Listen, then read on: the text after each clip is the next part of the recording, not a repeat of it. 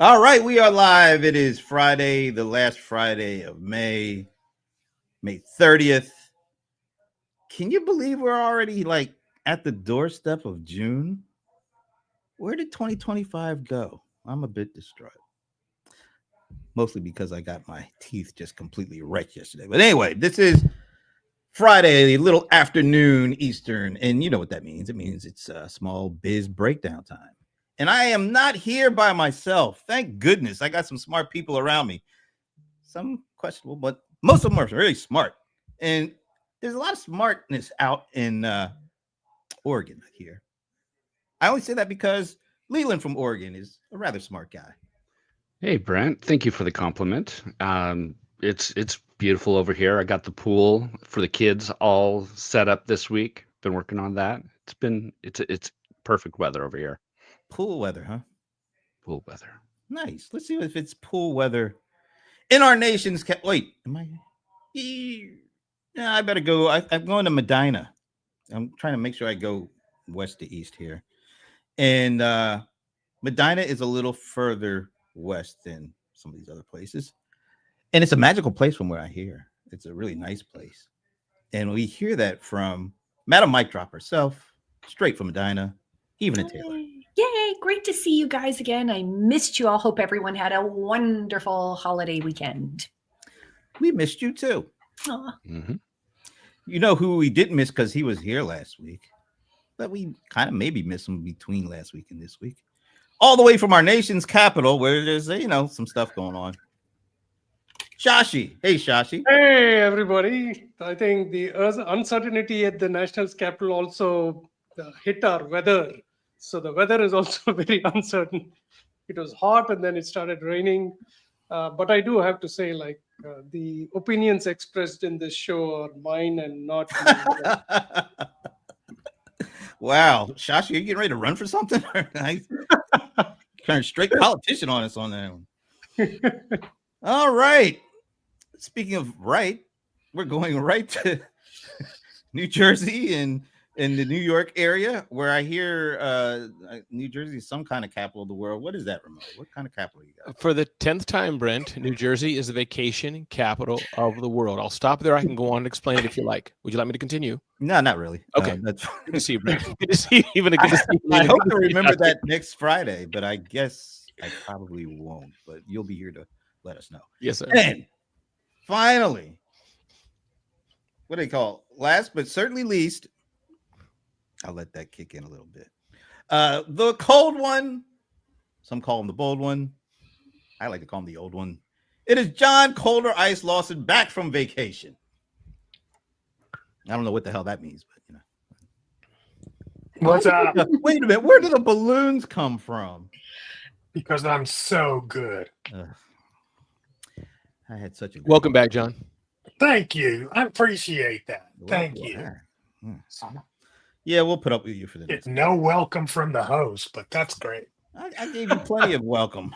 Oh my God. Welcome to go back on vacation. No, I'm just kidding. I got to be nicer about this. It's it's Friday. All right. So I do have a little something in store, but as usual, got a lot of economic news like the last 2 days. Pretty good, actually. Inflation, almost nothing, like 0.1. I think it was expected to be 0.2. So that's good. Seems like we had some good news as well on, stock market. Another great week. Got some great earnings reports that came in. One from NVIDIA. And if you want to know what the kind of the heartbeat or the pulse of the AI world is, that's a pretty good place to start. They killed it. Yep. So pretty good news. Pretty good news.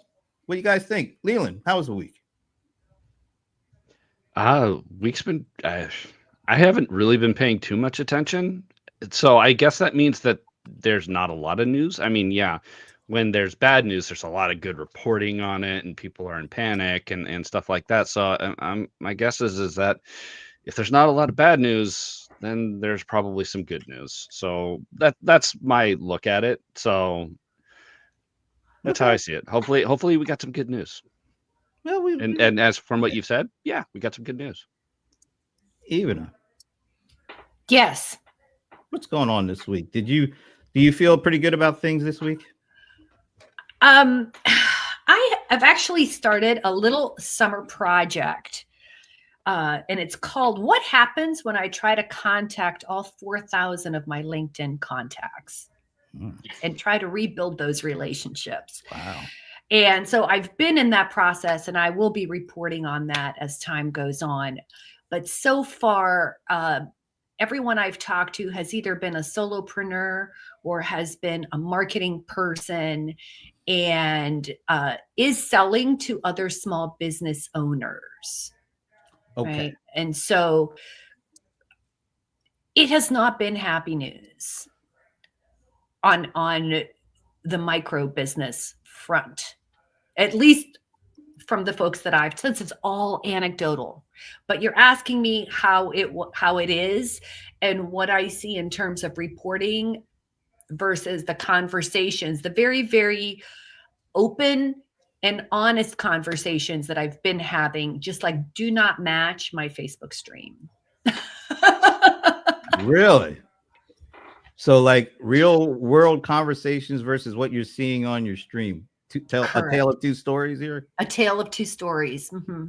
It was the best of times. It was the worst of times. No, Yeah. I didn't mean to go all Dickinson on you, but you know. Yeah. I mean, but and again, just so anecdotal. This is in like one or two. I am not speaking for everybody because I know that folks like Ramon, folks like yourself, maybe even Leland, I think if you're interacting with more enterprise type organizations, you're not going to hear the kind of pain that I'm hearing. Oh, pain, like real pain, like they don't know if they're going to be around in business next year kind of pain? Pain like people are living off their savings pain. Oh, wow. Oof. Shashi, how do you follow that up? How do you see this week? 401ks are no longer a cause for concern, right? Like now, at least, there's some stability there. In general, the talk about the economy in the people that I talk to is actually much less than it was. But I do listen to some of these shows where definitely small businesses don't know what to do. If I raise prices, will I lose business? And the tariffs all come down and my customers have gone somewhere. Yes, I'm hearing a little bit of that. But there's a little bit of a sense of relief that we're not being hit on all sides, right? I think the biggest panic across the board was everybody's wealth, at least the 52% that invest their savings in stocks. Really were panicking. I think that's become a little stable.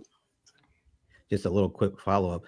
Do you see that as a kind of a short-term feeling of security, or do they think, oh, the worst is past us and we're on to better days? I don't know. I guess depending on when you're going to retire, right? Like if you are going to retire in the next 3 years, I think I'm not a financial analyst, but if I was in that position, I'd probably shift everything away from stocks just to be safe, right? Interesting. All right, Ramon. Hey, yeah, three things. If I remember the three things I want to share with you, Brent, and team here, co-host, is one, to Even's point, all of us are in a microcosm in our version of the world, and people are suffering. And as I've shared with you all pretty openly, I've had a season of slowness in my own business the past few years, post-COVID, still kind of digging out, figuring who I am. So that's one. Number two, a totally opposite anecdote. One of my friends has a logistics company. He ships goods from the U.S. to Fiji. The people there's big millions or whatever the number is of Fijians here. In Fiji, they want to order something from Amazon. How do you get it to Fiji? You ship it to his warehouse. He'll do it. And there's tons of businesses like that for Jamaica, Philippines, all over the world. So point is, he just bought a truck, Ford F-150 for, less than $5,000 used. He raised his prices in his shipping business. Nobody batted an eye. So you go figure, check out the pocket of people you're talking to. one person's hurting, and they are. Lauren Feldman's 21 Hats talks about his people who have the shipping containers. Tariff issue is no joke for them, but yet a whole nother business in logistics, shipping stuff to Fiji. He raised his prices. He still has customers. So that's number 2. Number 3, in my own business, Brent and team here, I'm just experimenting with, I have one of my lines of revenue where I'm working with the brands, as we all do. But another line of my revenue, I'm testing Facebook ads. And I'm saying, you know what? And John Lawson's me kind of on this journey to a degree, testing Facebook ads and saying, let me take my own, take the reins of my own destiny, where I can see 10,000 people opt in, 0.01 clicked. That I can more control than waiting for somebody to say, Ramon, we'll hire you to speak at our event. So I know there's a lot, but I hope that was adding some context or helped someone. That was very helpful, because you know what that kind of makes me believe? If the AdWords thing doesn't really work out that well, you can always blame John. See, there's always a positive spin there. John, I'm thinking he's like, if it doesn't work out, this is good. He set it up. I said it. I stand on it. Oh, John. Speaking of, Brent. Do you owe Brent money, John? Like, are you guys 2 brothers and you took away his inheritance years ago? I mean, you got to tell us something's going on here. No, I just don't like him. That's all. Yeah. No. Yeah, we can see that. Speaking of the cold one, the bold one, he's just back from vacation. But what's going on? How do you see the week? Was it good, bad? You were too busy having fun to even think about it? Well, yeah, you know what? I was pretty unplugged for the week, which was good. And, if you don't listen, nothing's happening. That's So right. there you go. Yeah. But here's the thing. If you fly on a private jet versus commercial, and I'm sure you've never flown on a private jet, but for those of us that live that life, Just a regular thing, so. the difference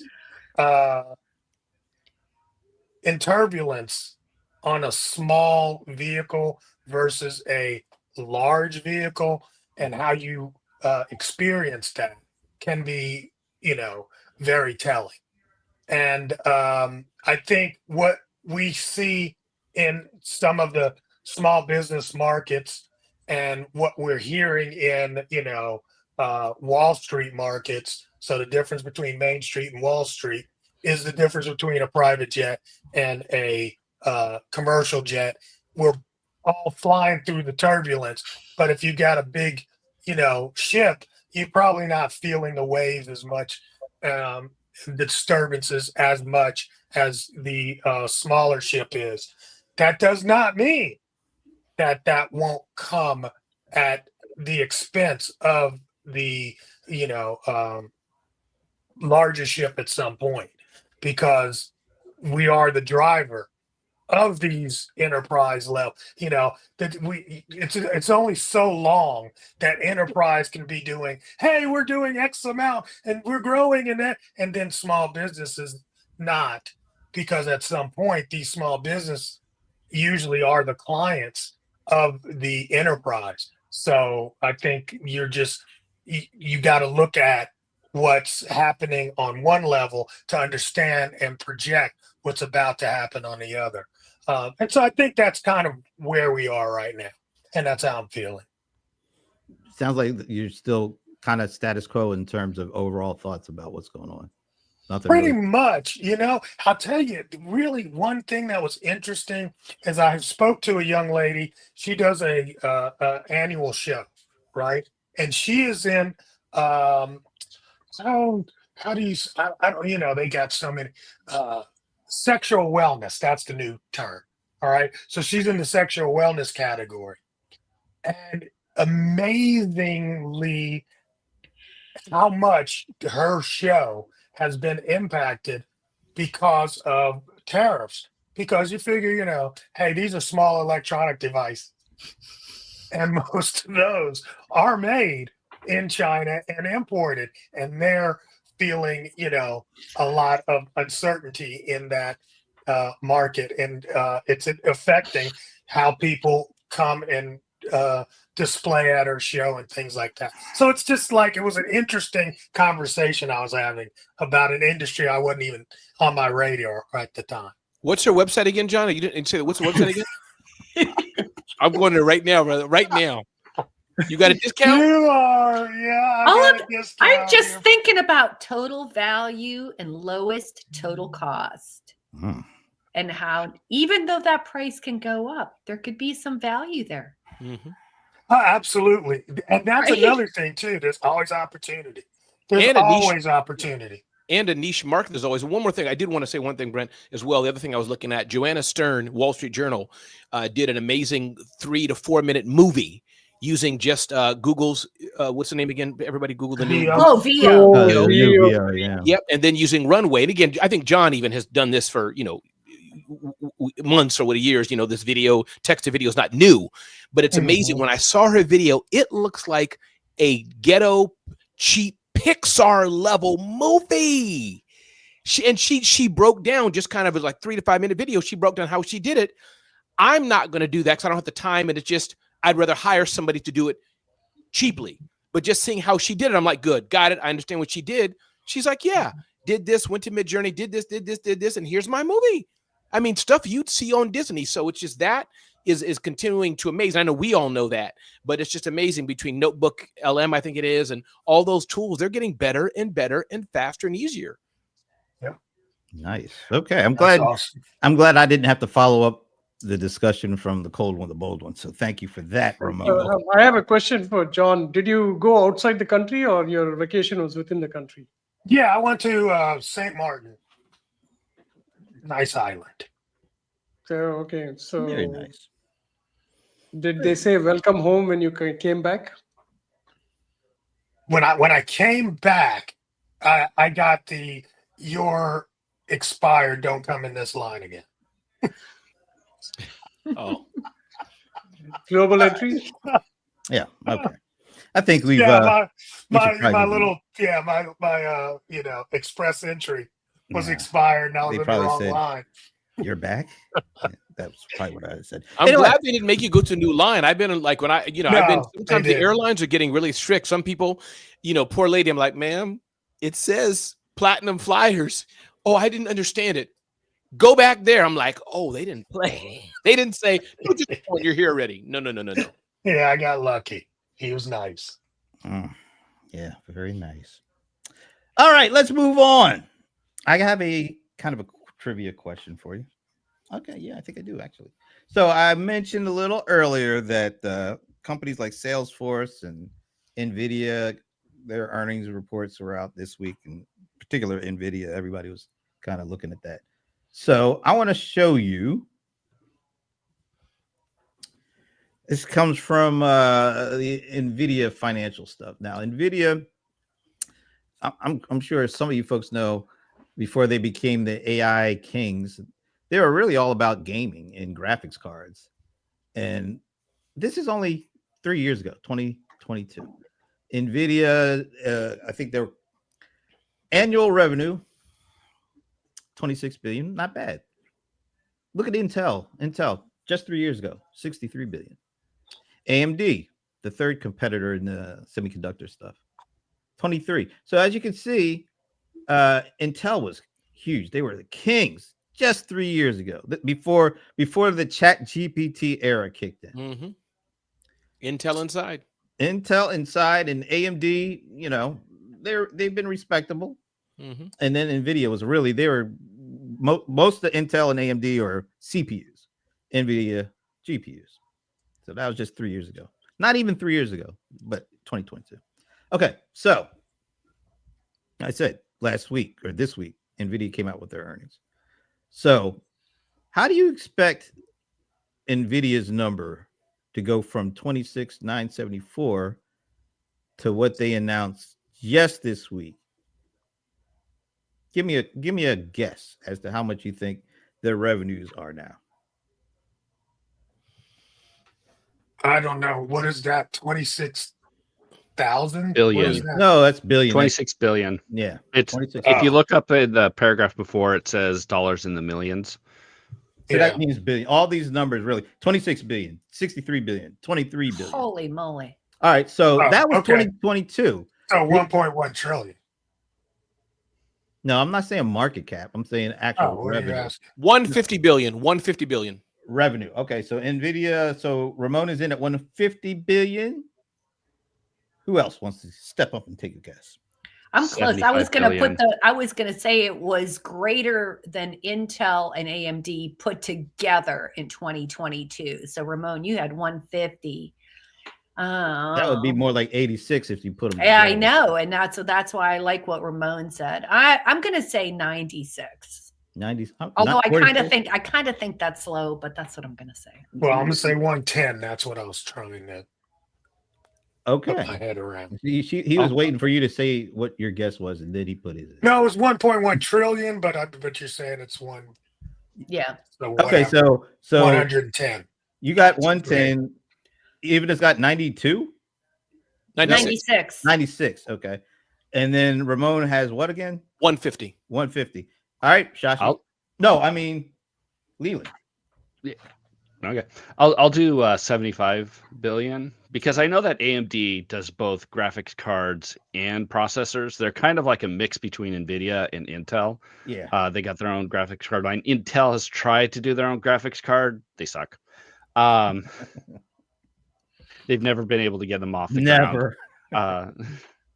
But AMD's got that mix, and I would imagine that AMD has risen to kind of beat Intel a little bit based off of what I've seen. Well, like you said, they do CPUs and GPUs. So Intel really, like you said, only CPUs. It's called like their ARC graphics cards don't sell like hotcakes. Not near where AMD and Nvidia sell at. All right. So we got. Is that everybody? Or Shashi still has to get in there. Okay. Leland, what was your number? I said 75. 75. I'm going to go 189. But the story here is very interesting. Like when all the companies were doing CPUs, NVIDIA started off with GPUs mainly for gaming. Yep. Suddenly one fine day, I think Jensen Huang or whoever woke up one day and said like, hey, these chips actually are very good for AI. And that's how they really shot up, right? So, and before you tell me if my answer is right or wrong, the way I calculated it was they were almost a $2 trillion company. So if it is 10 times valuation, that's how I'm calculating. No, now they're a $3 trillion company. But all right, so we're all locked in. Yep. All right. Remember your guesses. Now, the answer. 130 billion. And look, Intel has actually gone down 10 billion. And AMD has relatively stayed the same. So all the gains really are from GPUs, and we know who the king of the GPU is and why they're so important to AI. All the gains have come from one company. If you all are wondering how I got my guess, you can ask me now or just after the show. Whenever you want to ask me, you can ask me. Well, you said 150, right? Yeah, I was closer than anybody. You were the closest. Wow. You're just barely. No, closer. he wasn't. What kind of math do you guys do? Wait a minute. What did you say? 110? Yeah, I mean, get over all right. yourself. So you guys are even. No, but Brett, no, you it's actually because it's 497 million. Oh, yeah. That skews it to Ramon. So Thank you were wrong, Colder Ice. No, he's over. I'm under. Wrong. This is not Bob Barker. My name ain't Bob Barker. This ain't The Price is Right. Damn it. And hey, Brent, can I just do one more thing? Just I didn't know really the difference between a CPU and a GPU, so I just Googled it real quick, just for our audience listening. CPU, as you all know, but I didn't realize the depths of it. CPU is great for handling general purpose computing tasks, where Intel Rain for the PC and all those kind of things. GPU, specialized for parallel processing, more core, complex tasks, mathematical, etc. So I just wanted to throw that out there for those who may CPU, GPU. I didn't really get the difference, but GPUs clearly are more expensive, maybe more pricier, more detailed computing thingamajiggy. So just wanted to share that. It's really interesting because GPUs are more straightforward. They just compute numbers.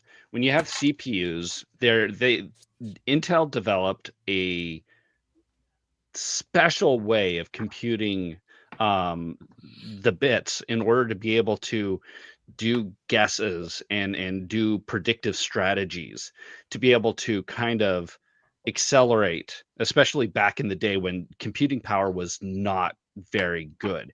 And that really messes with AI, and it messes with like Bitcoins and stuff like that. With those algorithms, you need something straightforward. Same thing with graphics, you need something very straightforward, and that's where GPUs come in. And that's why you don't see people crypto mining on a CPU, they don't, or AI on a CPU, or gaming, God forbid, on a CPU, because it doesn't do good when it comes to the straightforward mathematical computations. It's Didn't I more just say that, for like, Leland? Didn't I just say what you just said? Didn't I just say that? That's exactly what I just said. I'm just giving the computer scientist, No, I didn't say because that.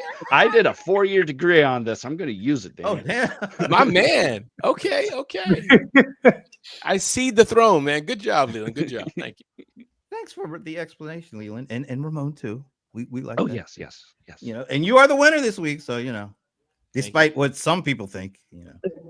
And so it sounds like, given the response to the NVIDIA earnings call, AI is going pretty strong still. It's still hitting all the gears. But is that a good thing? Because I have a little video clip of the CEO and founder of Anthropic saying that, yeah, that's all was kind of good, but it might cost like 1 in 5 jobs in the next 5 years. So he was actually on with Anderson Cooper talking about this. And here's what he had to say. You've said that AI could wipe out half of all entry-level white-collar jobs and spike unemployment to 10 to 20%. How soon might that happen? You know, I've been building AI for over a decade, and I think maybe the most salient feature of the technology and what is driving all of this is how fast the technology is getting better. A couple of years ago, you could say that AI models were maybe as good as a smart high school student.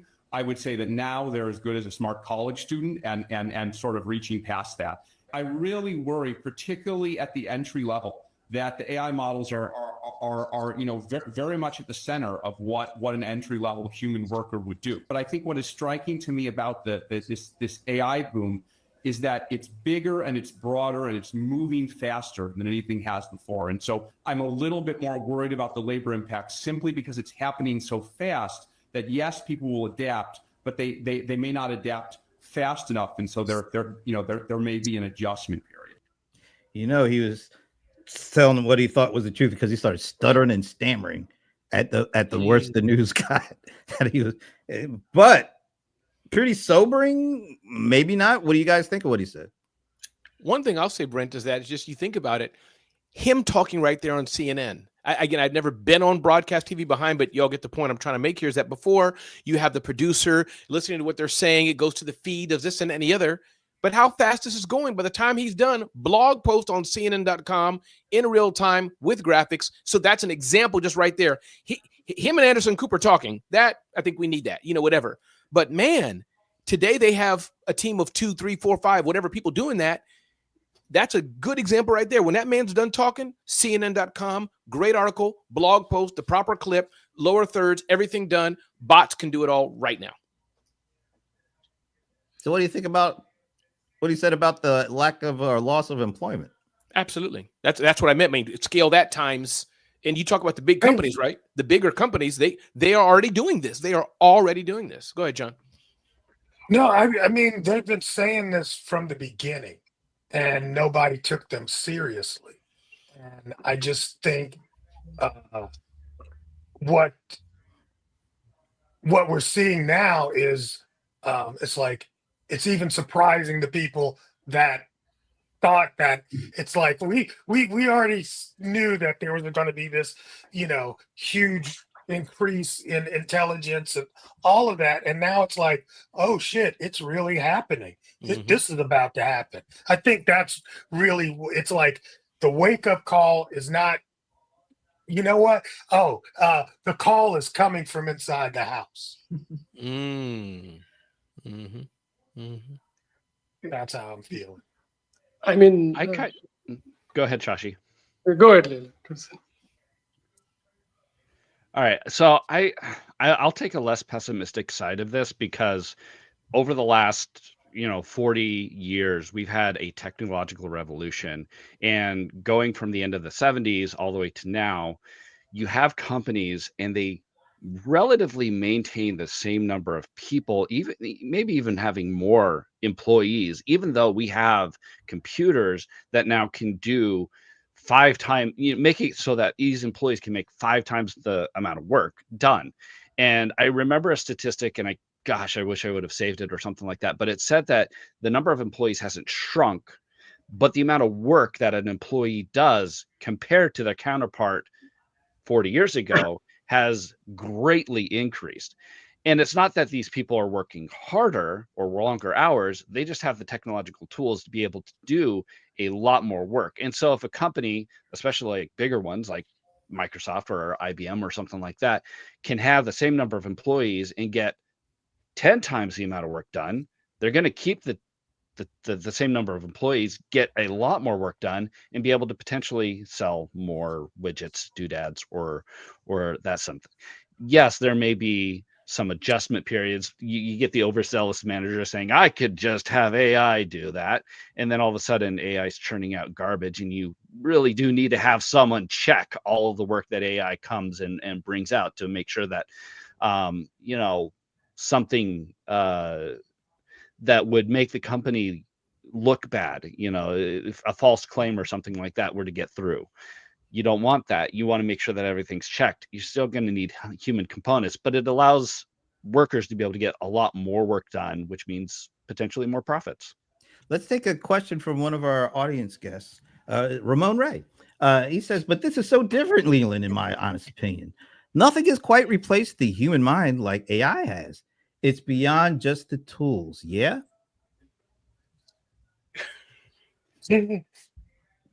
Leland, that one's for you. You know what? But I think Leland does have a point. I remember, at the beginning of the computer age in the 80s, everybody was saying that computers are going to take our jobs, right? And we're not going to have anything to do. We're going to have 3-day work weeks, all of this stuff. And it didn't happen. Like what Leland's saying is we've got more capabilities and they give us more things to do. And I honestly believe that I used to work less in the 80s than I do now.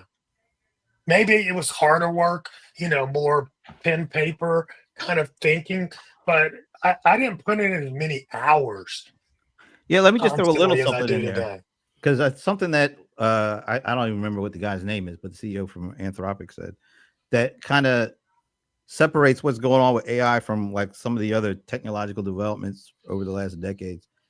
This stuff is taking information and autonomously doing things.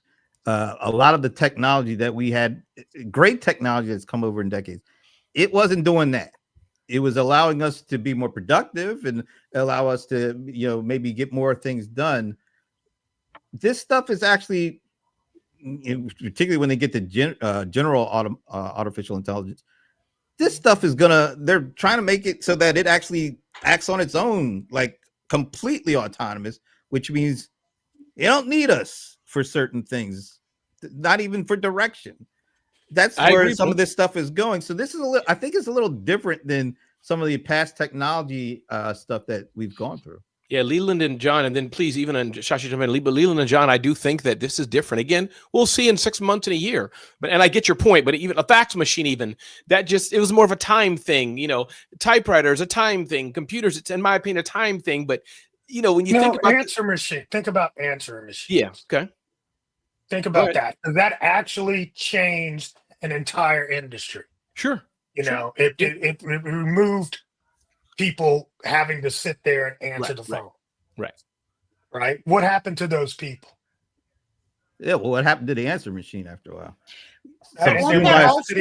Right. Yeah. Exactly. But won't that also open up a whole new, it will open up completely new jobs that we don't even know anything about. Sure. And, Yes. and it occurs to me, we are all such lovely, ethical human beings that we forget that Yeah, right. We forget that, like, we had computers, but then with computers came all kinds of malware. And so this whole industry was born out of that.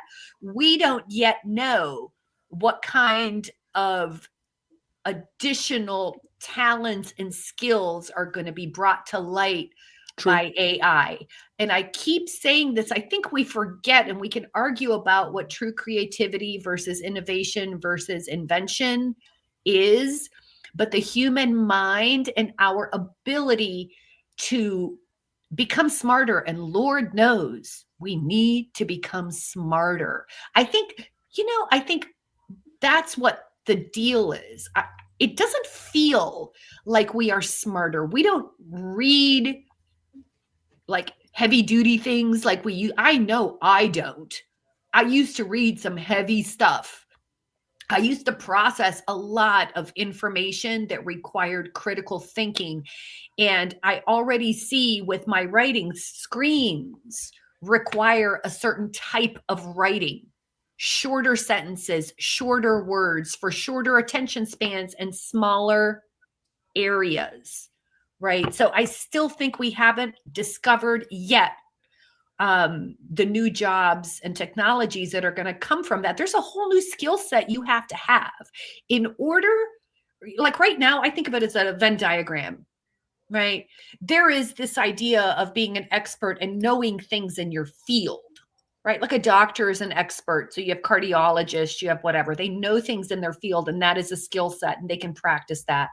There's another circle over here, the sphere of having process knowledge. So you can know what it is to be a doctor, but then it's almost like the coach, right? Like understanding how a doctor thinks and how a doctor diagnoses and like all the little processes that go on that this expert is like virtually unaware of because it just like is happening.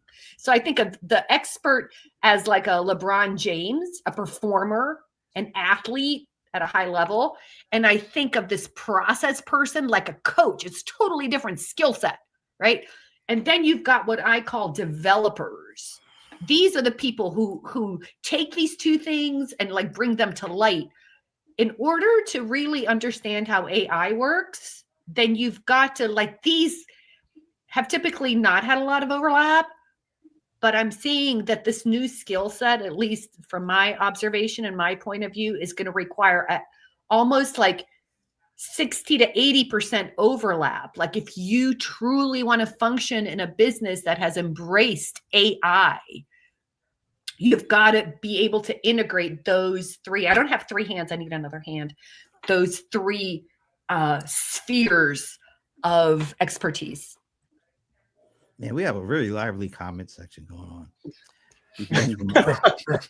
Thanks, Ramon talking to himself. It's probably Ramon's AI writing those comments. I can be so spitfire, so I don't want to keep cutting in. So I'm just using the comments to release my agitation at you all. Shashi, please go ahead. And also the algorithm will actually now say like, this is a very lively conversation and it has a few people listening to it still, right?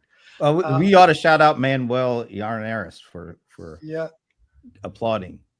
Yeah, that's true. I mean, it's interesting. I listen to all of you and I'm just thinking like there's a lot of scare tactics with AI, right? Whether it's AI or other things, all the jobs are going to keep changing. For example, 3 years ago, I was telling my son, like, you don't need a driver's license. There will be autonomous cars. So you want to go somewhere where there's no school bus at that time, just say something and a car is going to come. It's going to become cheap. Nobody's going to own cars, right? Now, that is going to disrupt a whole lot of industries like your servicing, your car insurance, and all of those industries. And nothing to stop that. It will keep on happening, and there are no elevator operators anymore, right? Very soon there won't be any Uber drivers. It'll all be, so things will keep changing, but it doesn't mean that we have to say like, oh my God, tomorrow I'm not going to have a job. When I had a team, I always used to tell them, if your job is something that you can write down in a piece of paper, here's what you do, 1, 2, 3, 4, 5, then I need to ship it off somewhere where it is cheaper and it will get done faster. And you have to be more creative and think about the big picture on of what business we are in. So if I have to give an advice to anybody who's scared about AI, it will be like, think about your job and see if you're replaceable. All right, let me If you are amp that up. replaceable, Let me amp that up a little bit. yeah. Think about, as a small business, think about your small business, not just your job. All right. So what should small businesses be doing today? If before they were thinking, oh, this is not going to happen. Oh, it's going to happen a decade from now. After that conversation with that guy, and after what you all just bandied around here, what, and if you're advising small businesses, what are you telling them that have been like, oh, I'm not worried about this? What are you telling them now? In my opinion, I think for the owners, it's a massive opportunity. For the owners, it's a massive opportunity. How can I do more with less? I think number two, even if you want to be good to your employees or your freelancers, hey, here's where it's going. We're all level playing field. It's up to you now to have the opportunity to see how you can keep serving me leveraging these tools. So that's what I would say. I think the opportunity for the owner. Yeah. You have to do something that's different from everybody else. Like if you're a small business owner and your business was driving a cab in New York, there are still cabs in New York, right? But there are things that people use for, so you got to find your niche and say, here's where I'm going to go. And all said and done, AI will make you efficient. Like you never replied to any of the emails your customers sent you. Now you're going to do that within your own time. I think we should take it with a grain of salt, what he said, like entry-level jobs, and the tech bros will always talk about tech jobs, which means that software engineers are going to be doing more of junior software engineers' work because AI will make it easy for them. Shashi, I think you're absolutely wrong, Shashi. What do we know sitting here today? But I'm just sorry, man. And again, we talked to similar people, but I was at a dinner with some friends who work there, the engineers, senior engineers, working at all the companies whose software we use. A lot of them happen to be Indian, right? And they were just saying, what's going on? Not behind the scenes. Like I know, you all know the same thing I know, but I'm just trying to express my fun, strong opinion. Sorry, these guys are talking about, man, the stuff that we'd hire people, have engineering teams or do this. We are literally seeing how we can do boop, boop, boop with 100 people, 50 people. So I don't know. I think jobs will shift. I think jobs will shift, but I just don't know, man, if it's like, it'll be okay. No, I do think the 20,000, 100,000, 50,000, 10,000 people at the big companies, United, all these companies, month by month, quarter by quarter, they're like, we need less and less. Sorry. But we need more plumbers. Yeah, those guys never. Sure. As long as you're taking a dump, there's going to need somebody to push it down the drain. We have done, I don't usually get this opinionated about things, but I think we have done a huge disservice to a lot of young people over the last 40 years by playing down the value of that was the reality 5 years ago. It was the reality and there were still a lot of baby boomers and young Xers out there who were doing that work. But I mean, I had seen a huge drop of business ownership where business owners who had plumbing companies, HVAC companies, landscaping companies, building companies have retired and had no one to sell that business to, or have had no one to hand that business over to. When I have seen them bring in, let's say, apprentices or whatever, when they send the kid out to the truck to get something, the guy's like in my kitchen going, man, like they're not picking it up or like whatever. They're not invested in learning, and there are huge opportunities out there. And I'm thinking, this is horrible to say, not everybody should be a business owner, really. Why is that horrible? Because I feel like a lot of our mission is to like really encourage entrepreneurs and such. And yet at the same time, I see a lot of folks where I'm like, you need to get a job. Yeah. And you're right. So there's a place for all kinds of people. We may not know what that is just yet. I think, Ramon, I don't think I disagreed with you. What I'm saying is, wherever jobs, like for example, if a software engineer's job is like, hey, you create all these object modules and everything. I mean, today I'm actually creating a few web pages where I would have actually go to somebody else. So don't be in a profession that is going to be disrupted. But Shashi, for the next 13 minutes, if you could disagree with me, I prefer you to disagree with me. I prefer to have a fight. So please don't be agreeable during the show, please. So I'm going to say this. WWC. I'm going to I love you, this. Shashi. I'm just going to put this in on the record, and we can revisit it 2-3 years later. Okay. But honestly, I believe that SaaS supported or SaaS businesses are in big trouble. Because what's happening with AI, one of the greatest things that it's able to duplicate and do is code. That's right. And all of these, businesses that have these SaaS products, I don't need to take my business and make my processes work so that I could use your tool so it flows the way your tool wants my process to flow so that I could use your tool to help make my processes better. What's about to happen and is already starting to happen is everybody's going to have business tools that they've created Yes. that are done customized in-house, and I don't need to go outside for your tool because I just had ChatGPT build it yesterday. And now this is what we use, and this is the workflow. And anytime we have a change, we tell the AI, hey, we need this new thing to happen. And I really believe there is going to be a huge change in employers and employment, but the people that think they're safe are the ones that are actually in a lot of trouble. Who do I you think they see it too. Who do you think feels like they're safe? Because I don't. I'm seeing less and less people feel like that. Well, the talking heads. There's a lot Talking of heads. them. The ones I'm that sit around. I'm glad my show is called Talking Headless.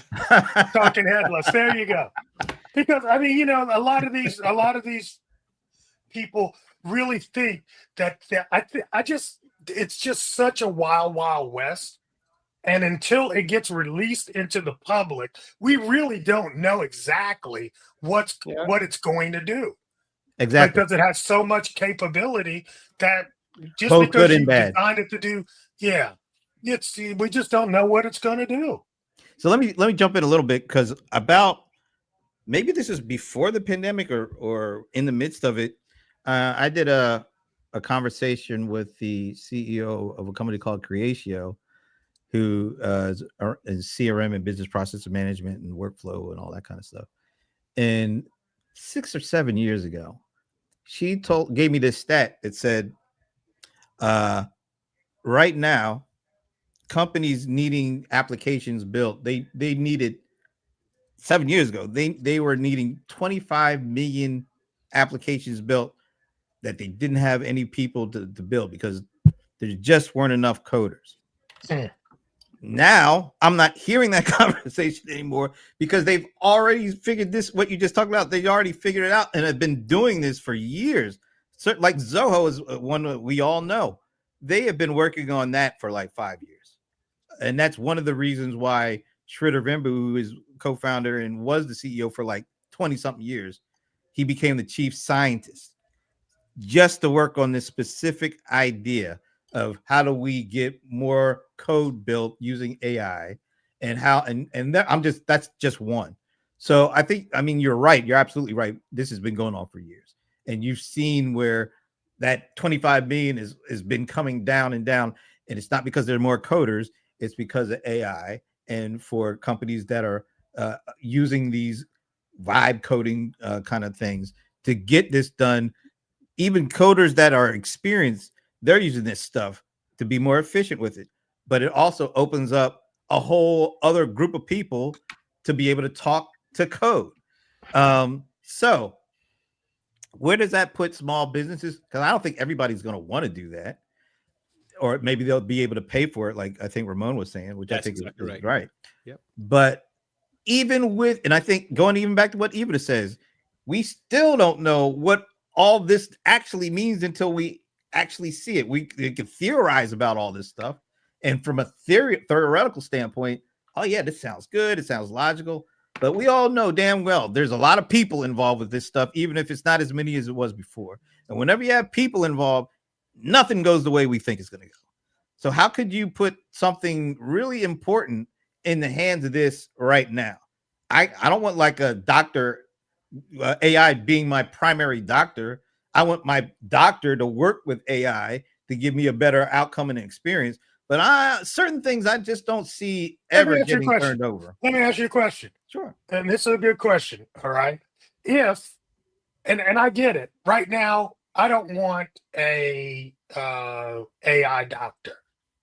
But at some point, when it becomes very apparent that AI is doing better than actual real doctors, are you still going to have that opinion?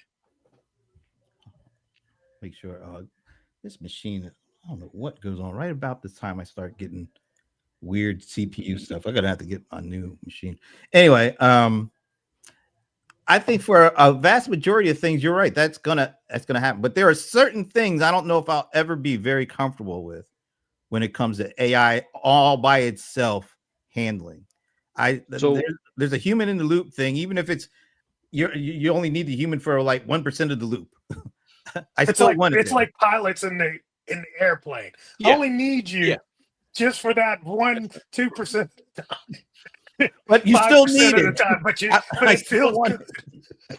And you know what? Also, Let's remember, people, forget putting, I don't know what the stats are, but whether it's medical or driving cars, a lot of stuff goes wrong a high percent of the time, I believe, even in the medical industry. So to John's point-ish, it's like as AI gets better and better, I can see a time when it's like 1 out of 10 million people were fine.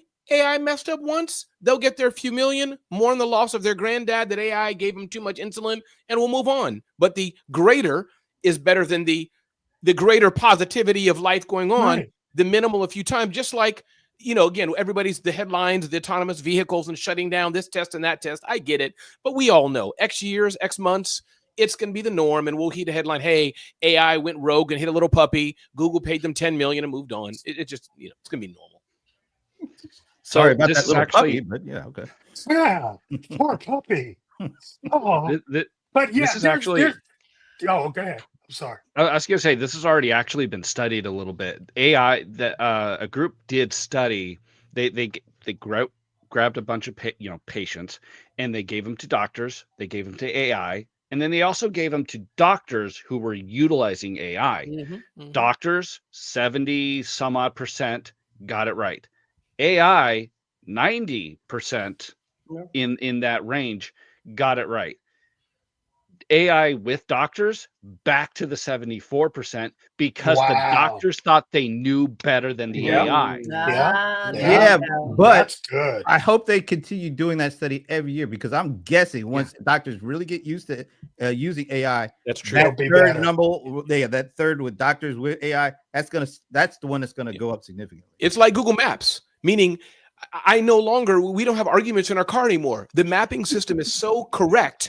It's like, no, if Google said go left, we are going to be 3 minutes early. It knows everything. There's no need trying to, my route, we can save 7 minutes going to no, you don't know anything. Google knows everything in your mapping system. So you know what? There's no shortcuts. I'll disagree with you on one city. Okay. And Shashi probably knows this.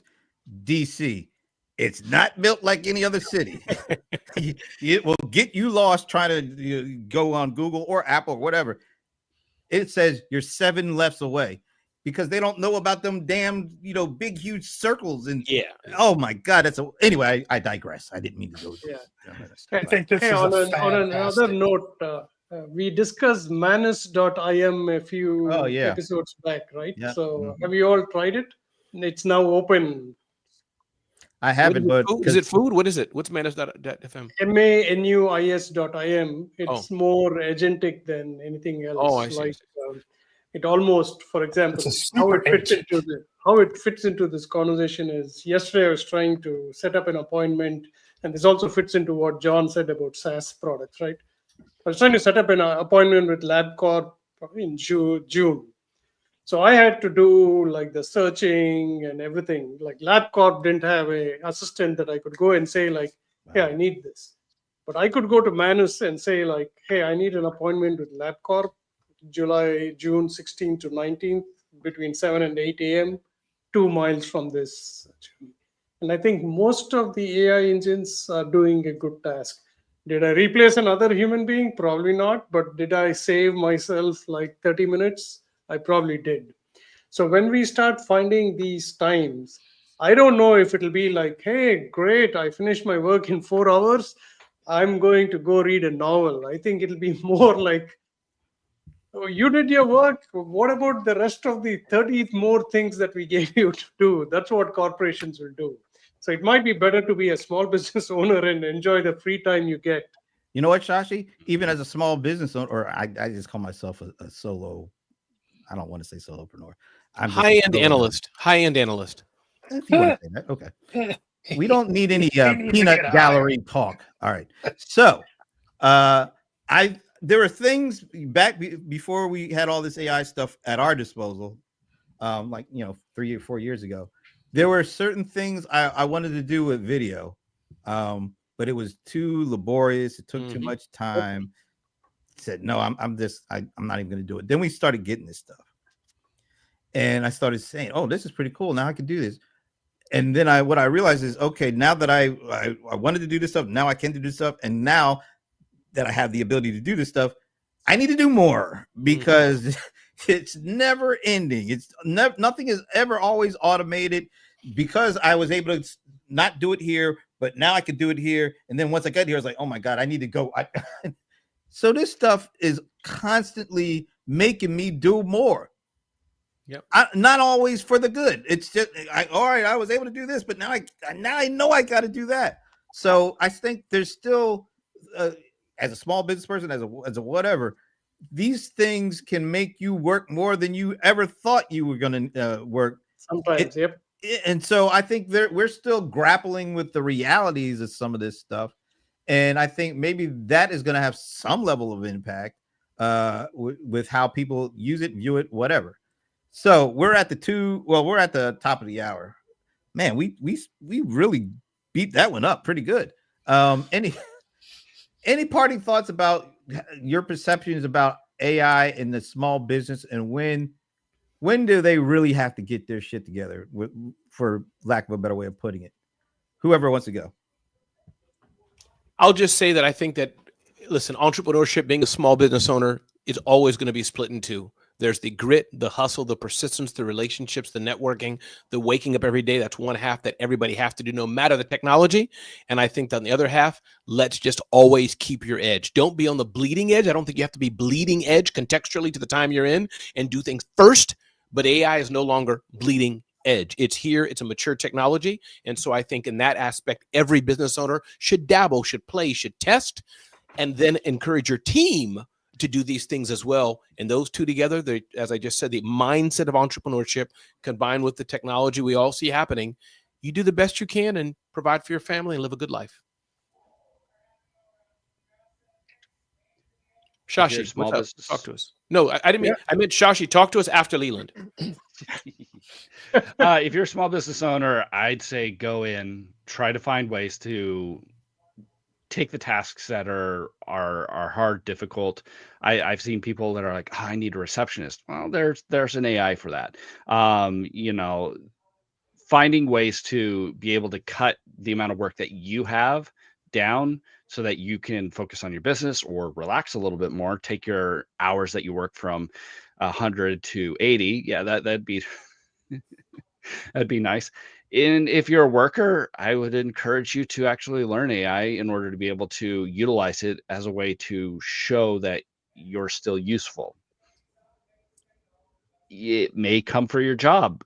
And if you say, well, I can actually use AI, I'm very good at it, and I can utilize it to maybe do the job of 2 or 3 people without killing myself, then you're a lot more valuable than the guy who didn't. Tell whoever you want to go next, Leland. Who do you want to go next?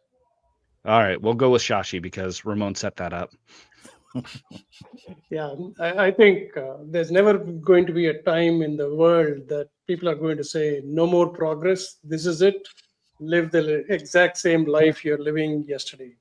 So I think irrespective of whether you think about AI or otherwise, you have to constantly keep learning about what's new, what is the technology, what are the skills and knowledge that you need. And that will tell you where you need to invest your time and money in. I mean, why wouldn't you look at new technology that's going to make your life easier? And your business should not be the same thing that everybody else has, which I think is a good business practice to follow anyway. With that, over to you, John, because Ivana can have the last word. Awesome. If you're a small business owner, there are repeatable tasks that you do all the time that are probably the bane of your existence as a business owner. I would single out one of those tasks and then try to find the solution for doing that task with an AI tool and just focus in on just learning to do that one thing. And from that, extrapolate.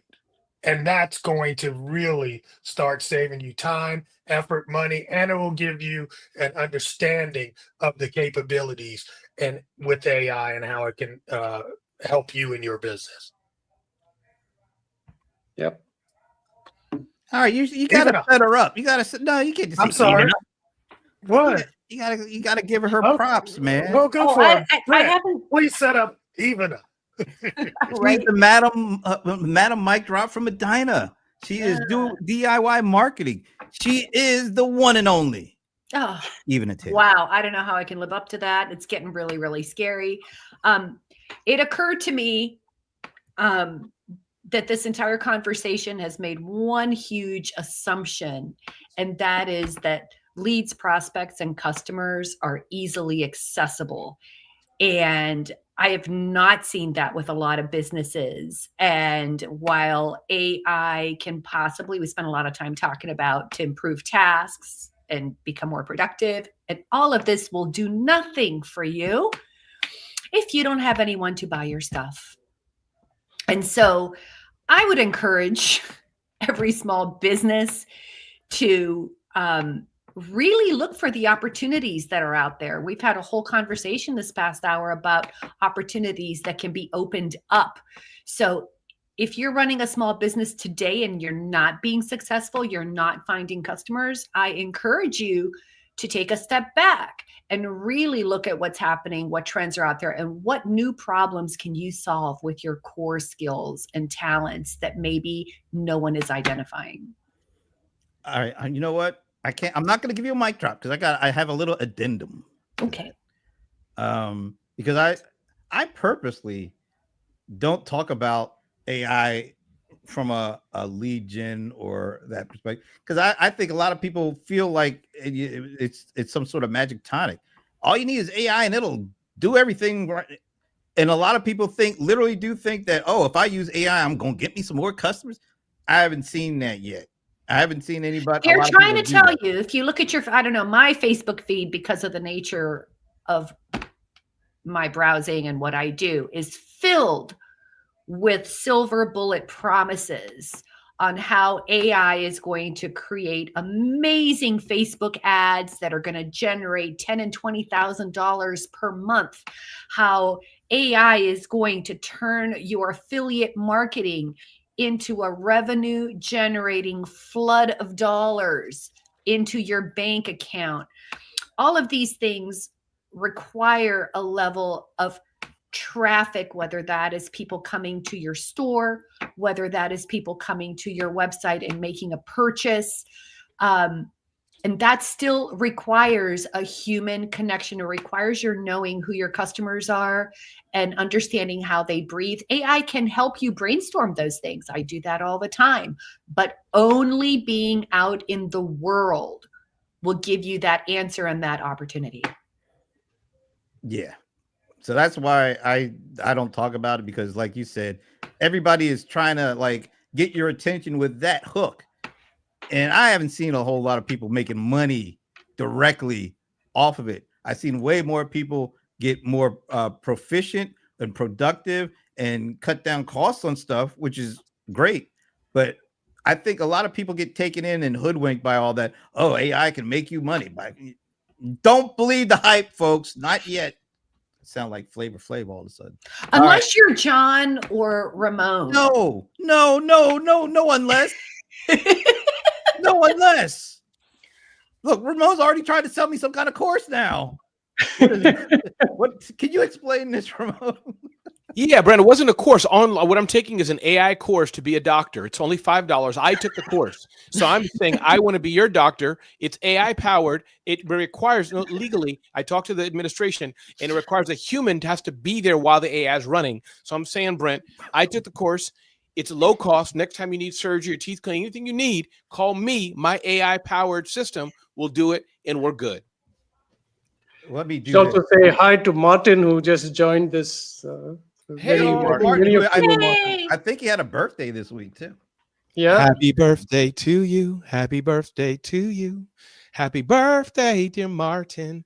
And happy birthday to you. The dulcet Wow. Ladies and gentlemen, Louis Cato. Happy birthday, Martin.